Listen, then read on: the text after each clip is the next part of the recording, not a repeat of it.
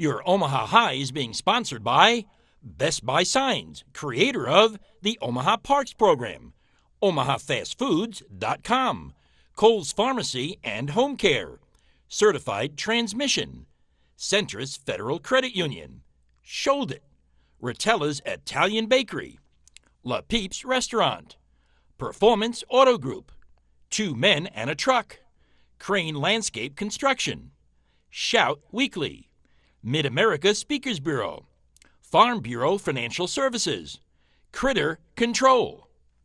Welcome to Your Omaha High with Andy Greenberg, the show that will leave you feeling great about yourself, Omaha's heroes, and Omaha, where we live, work, and play. So park yourself on the bench and have fun. Hi, and welcome to Your Omaha High with Andy Greenberg, the show that you tune into every week to learn more things about the life here in Omaha, how you can stay high on yourself, how you can stay high on the city of Omaha, and we do this in a variety of different ways. First, we introduce you to 4 brand new motivational vignettes, things that will help you take your life to whatever level you want to have them go to. These are all brand new. We then introduce you to an organization here in Omaha that does tremendous things as a nonprofit. And this week's particular nonprofit is exceptional and does magnificent work. And then, of course, we introduce you to an individual in Omaha who has done tremendous things for themselves. And we get to learn from that. We get to learn the things that they did in their personality that you can transfer to your own. Now, we all get ready for Super Bowl, and we know that there are a limited number of people in this world who have ever been on a Super Bowl team. Well, I've got a gentleman sitting right next to me who's one of those people. You're going to share the story. You're going to share the story about how he got there and the trials and tribulations and the rejections and the successes. Each one of those you're going to be able to learn from as a little bit later on, you and I will have a conversation with Chris Bober. I look very much forward to chatting with you in just a few moments. But first, we're going to begin with the 4 motivational vignettes. Now, each and every one of us has heard of the expression, you know what, I got to get my foot in the door. You know what, that's the stupidest expression I have ever heard in my life. Because we have just limited ourselves to a goal. Our only goal is to put our foot in the door. What happens after that? What we really need to understand from the expression putting the foot in the door is you just have to keep on walking. Now, let me ask you this question. When you get the visualization about putting your foot in the door, is that door just a little bit open? Is it halfway open? Is it all the way open? Now listen very carefully. If it's just a little bit open and you've got your foot in the door, just go ahead and kick it open. If it's halfway in, open it all the way. If it's already filled in, don't put your foot in the door. Just keep on walking. And by the way, when you're on the other side of that door, who are you going to meet? What are you going to do? How prepared are you for that meeting?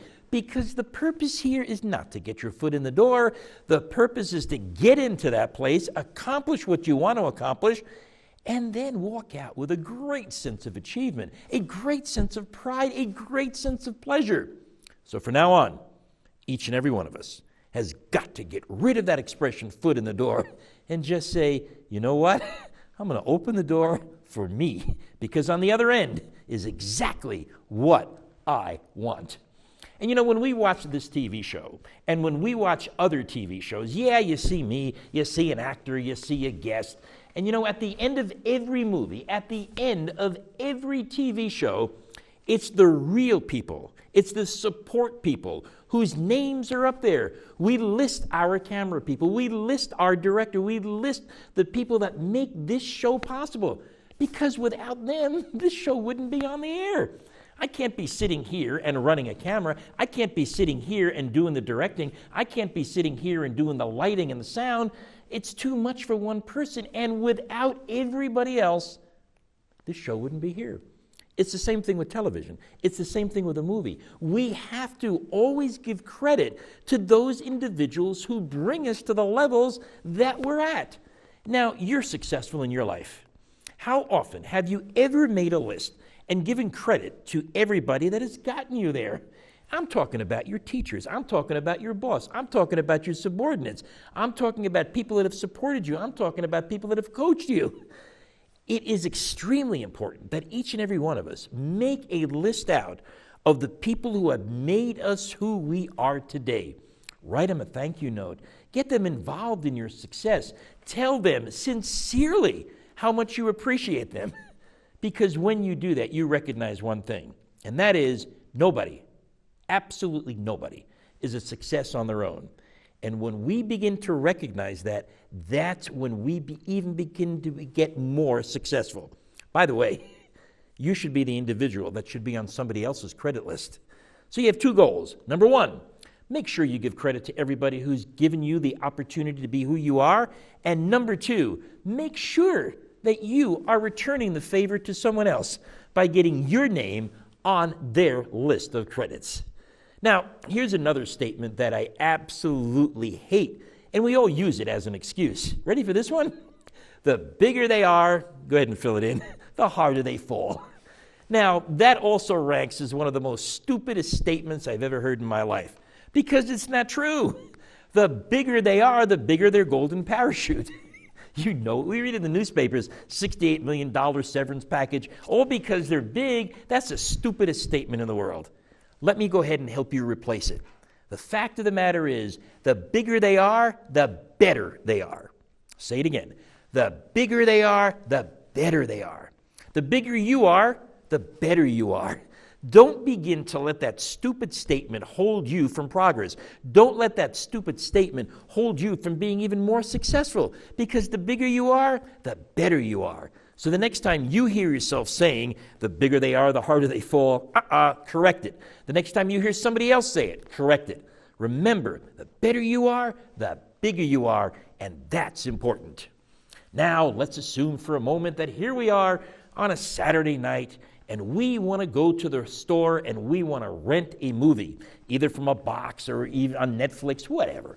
And we've got the most favorite one that we want. It's probably the number one rental that's out there.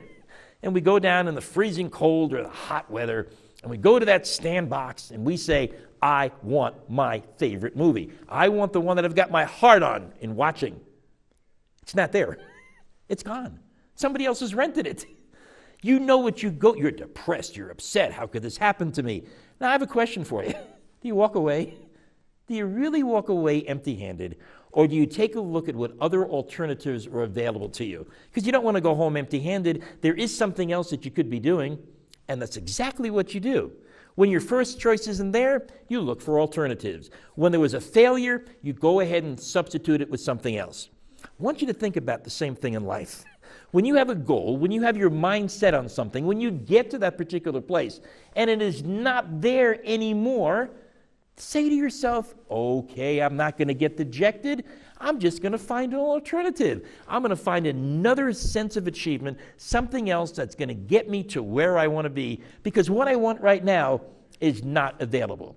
We do this all the time when we rent movies. We should learn how to adopt that same exact thing to sometimes in life when there's a disappointment.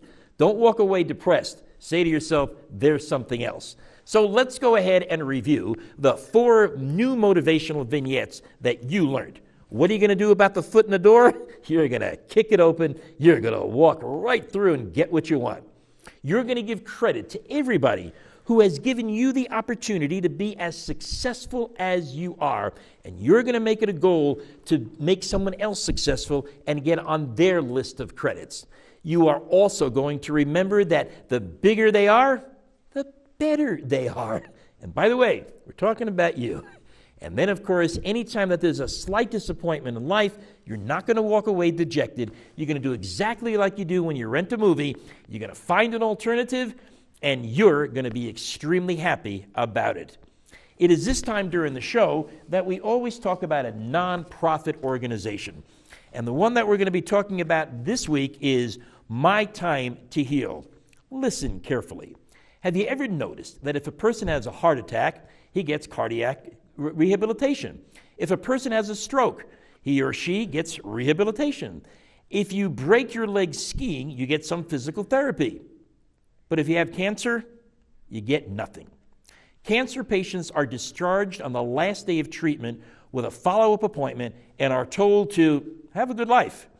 What we have learned at the My Time to Heal organization is that the cancer journey doesn't end at the last day of treatment. In fact, it may even intensify and leave the patient exhausted and confused as he or she is unsure about how to resume life after cancer.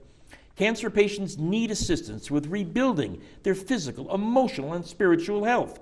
While some other cancer treatment facilities offer individual services, such as exercise programs, nutritional counseling, or a better consultation, A Time to Heal offers a comprehensive 12-week whole-person cancer rehabilitation program for adult cancer patients and their families.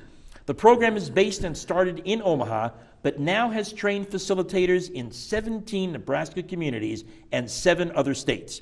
If you are interested in any of these programs, please call now and call the trained facilitators in 17 Nebraska communities and 7 other states.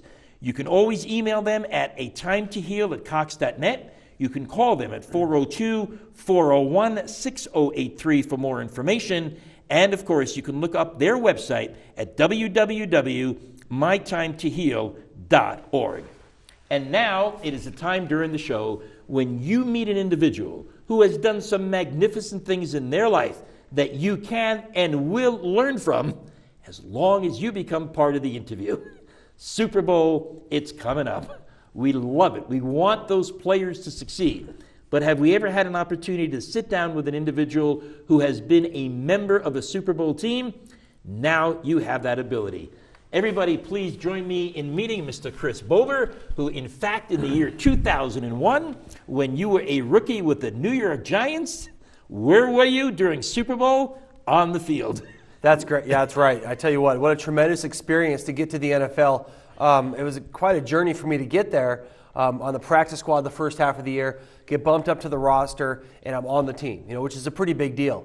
But then I go from playing at UNO the year before, going all the way to the Super Bowl, and it was quite a journey. I tell you what, that's a long season. It's almost like that fellow who just went through the World Series that was a pitcher in the College World Series, and in the same year becomes a pitcher right in the World Series. Yeah, that's quite a 12 to 18 month period right there, where you go from college to training to the draft to the NFL and all the way to the Super Bowl. I left from Omaha in July, and I got home in February. And I'd never experienced something that long, but it was worth it. So you started playing football in high school and junior high school. When did your football career start? I played a little bit in junior high, but actually I was too big. Now they have rules where you wear a stripe around your helmet and you just can't have the ball. But back in the day, they wouldn't let you play if you were over a certain weight. So I really didn't play seriously until high school, which I think is a great age to start developing and start playing high school. But played in high school, and I wasn't very good, quite honestly. I wasn't all that special, but I worked hard. I was a good football player. I just didn't have the measurables to get a Division I scholarship. Sure. So I actually went to college on an academic scholarship. How did you know you weren't very good? Well, I just didn't get a lot of offers. I didn't stand out. Right. I mean, I played hard. Yeah. I played good. It's just, I wasn't a tremendous athlete at the time. I kind of developed later on in college. So I knew if I wanted to go to college, I'd have to do it the academic route, which is I did get a full scholarship. Right. For academics, I had a Goodrich scholarship. And I just happened to play a little bit of football along the way. But you never quit. No, I wanted to play football. I really did. It's just it wasn't presented to me as being the only option. So I just kept on exploring whatever options I had, and eventually they ended up getting me there. Right. So let's go ahead and review just somewhat briefly as to where we are in Chris's football career. He wanted to play football in junior high school. He got rejected. He was too big. He went into high school. He wasn't that good. Did he give up? No. He then said to himself, you know what? It's almost like we talked about the rental. What I want in life right now I can't get, but there is an alternative.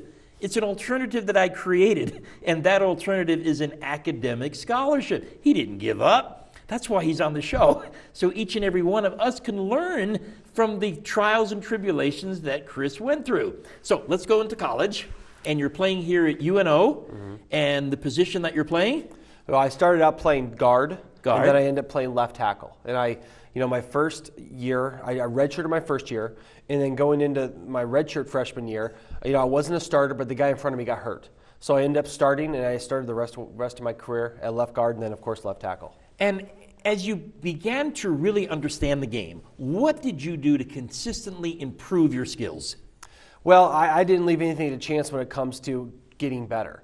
So physically, I did all I could in the weight room, in the conditioning room, and more important than that, I really developed my understanding of the game of football. I spent countless hours watching tape, studying myself, studying my opponents, and I just really was able to work harder than anyone else. And I think that's ultimately what led to my success. But why? Why work harder than anyone else? I mean, really, you're going to stand out. Everyone's doing what they're doing. Here comes Chris working harder. What was in it for you to work harder than anybody else? What drove you? Well, quite honestly, because I wasn't the five-star athlete, I wasn't on full scholarship, I wasn't a big-time player coming into college, I was very motivated to try to become one of those guys. And I never forgot along the way the fact that I wasn't really a scholarship player. I wasn't a big-time recruit. So in order to get all the way up to here, I had to start down here. So I just kept going, and I pushed right through that ceiling and ultimately got to the ultimate goal of being in the NFL. So you had something to prove.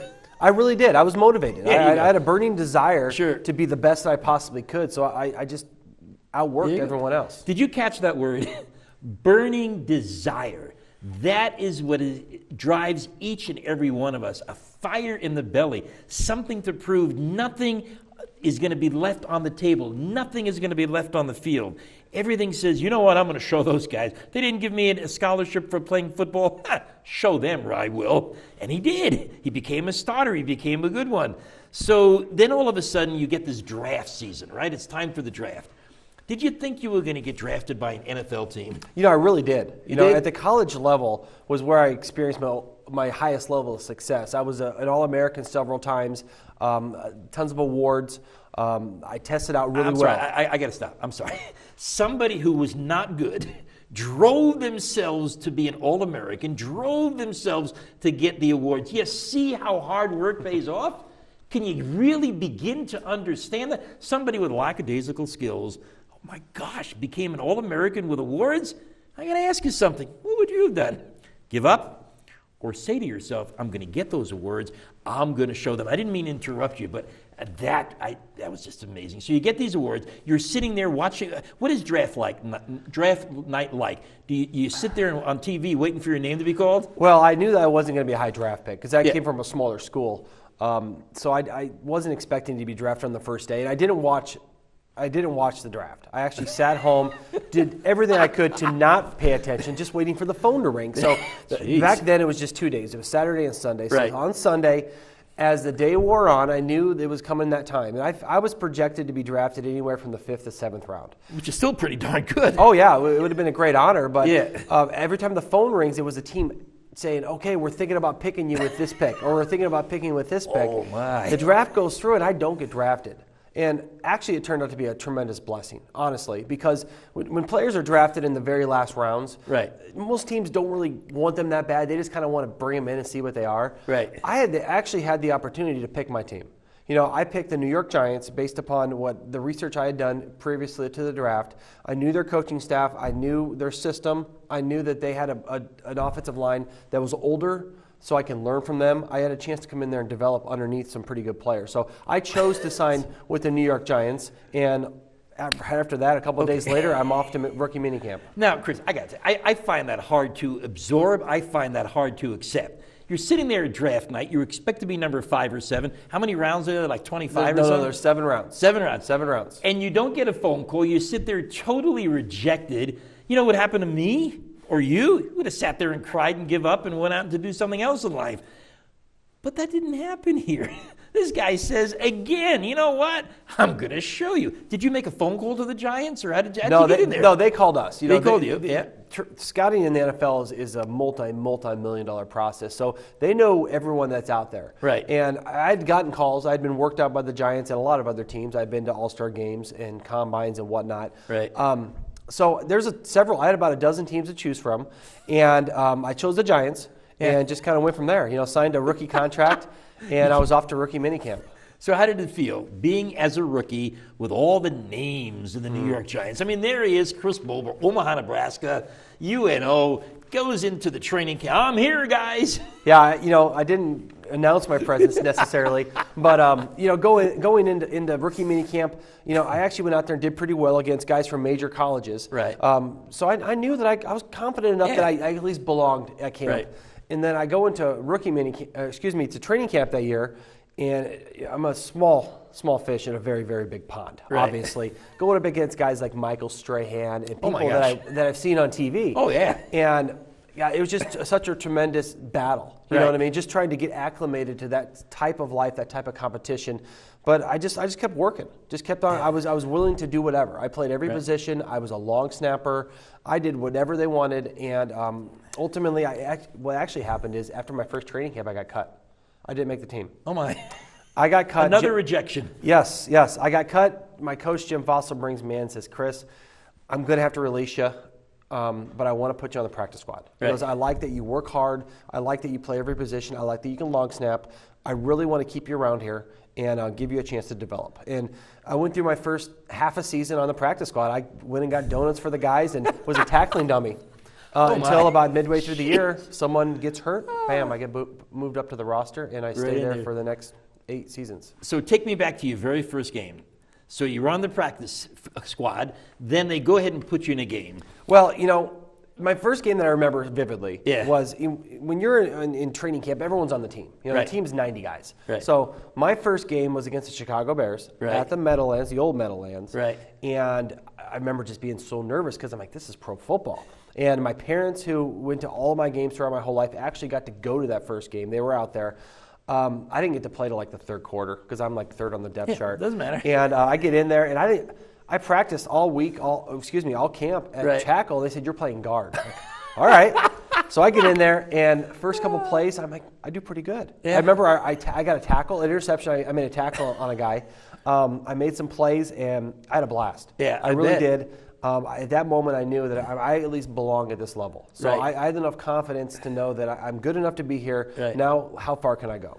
Excellent. Now, the movie Rudy, as I'm listening to your story. Well, it's not practice that. squad- Rudy was like this tall. Well, You know I what know, mean? but you were exceptionally also as a Yeah, kid. yeah. But you didn't give up. Rudy didn't give up. He was on the practice squad. Mm-hmm. And then all of a sudden he gets into a game a little bit differently. Everybody supported him.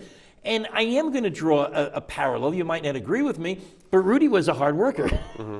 You're a hard worker. You don't give up. Rudy never gave up. Chris never gave up. And that's what happened. So take us back to the 2001 season.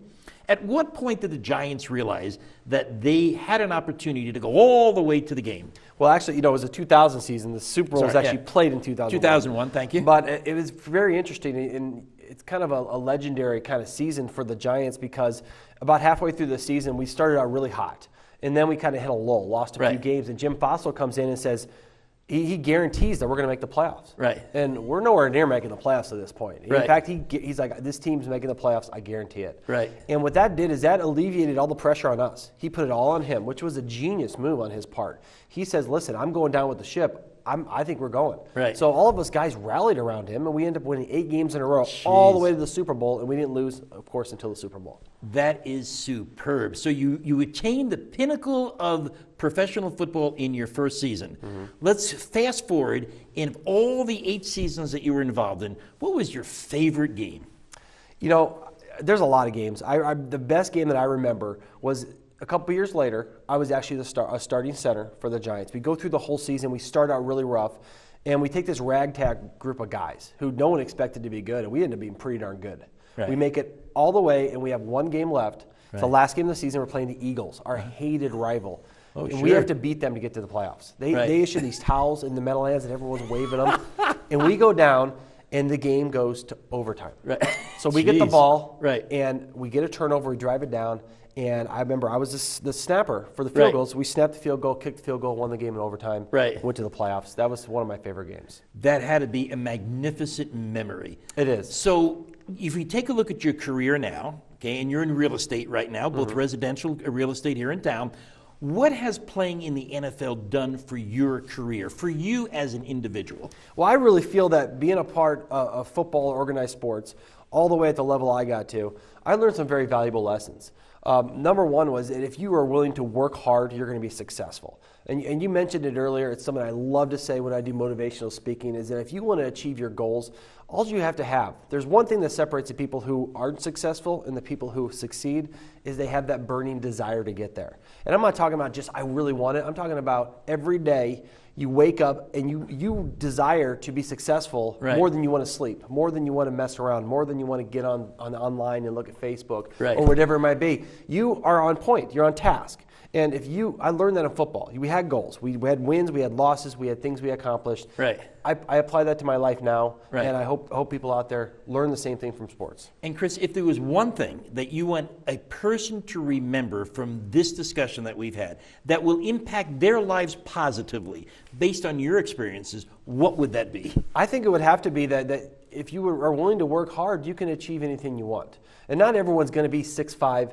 and 320 pounds to play in the NFL. But you set a goal and go about and work hard and get there because history has shown us. I've shown people, and every other success story has shown that if you're willing to pay the price, you can achieve whatever you want. And I hope everybody gets an opportunity to learn from exactly what Chris said, because that's why he's here. He achieved the heights of NFL play. He achieved some magnificent things. He was a team player, but he was also an individual player. Here was somebody that was rejected, who became a member of the practice squad only. Here was an individual that got cut. Here is an individual that really took everything that he has and built himself up. Chris, on behalf of all my viewers, thank you so much for sharing that inspirational story.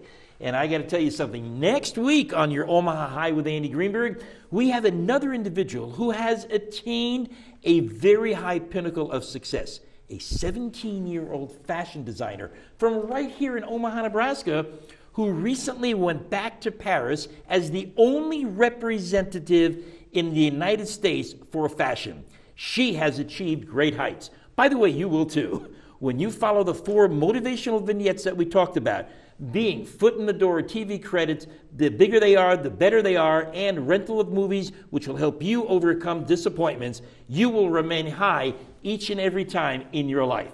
So therefore, next week, be sure to return to your Omaha High with Andy Greenberg. In the meantime, stay high. See you then.